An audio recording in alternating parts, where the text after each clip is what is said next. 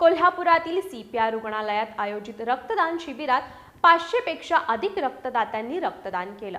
रक्तदानामुळे रुग्णांचे जीवन वाचवण्यास मदत होते। त्यामुळे रक्तदात्यांनी अभूतपूर्व रक्तदान करावं असं आवाहन वैद्यकीय शिक्षण मंत्री हसन मुश्रीफ यांनी केलंय। यावेळी CPRच्या नूतनीकरण झालेल्या वास्तूचं 9 ऑगस्ट रोजी मुख्यमंत्री देवेंद्र फडणवीस यांच्या हस्ते लोकार्पण होण्याची शक्यताही त्यांनी व्यक्त केली।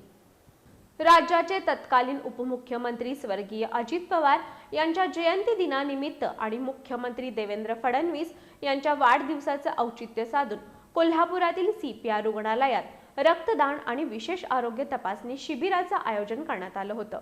वैद्यकीय शिक्षण आणि औषध द्रव्य विभाग, राजश्री छत्रपती शाहू महाराज शासकीय वैद्यकीय महाविद्यालय आणि छत्रपती प्रमिलाराजे सर्वोपचार रुग्णालयाच्या वतीनं या उपक्रमांचं आयोजन करण्यात आलं।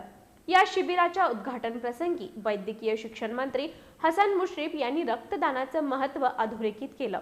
रक्तदानामुळे रुग्णांचे प्राण वाचवण्यास मदत होते। रक्तदान हे अतिशय पुण्याचं काम असून या शिबिरात रक्तदात्यांनी अभूतपूर्व रक्तदान करावं असं आवाहन मंत्री हसन मुश्रीफ यांनी केलं। यावेळी मंत्री मुश्रीफ यांनी CPR रुग्णालयाच्या नूतनीकरणाबाबत माहिती दिली।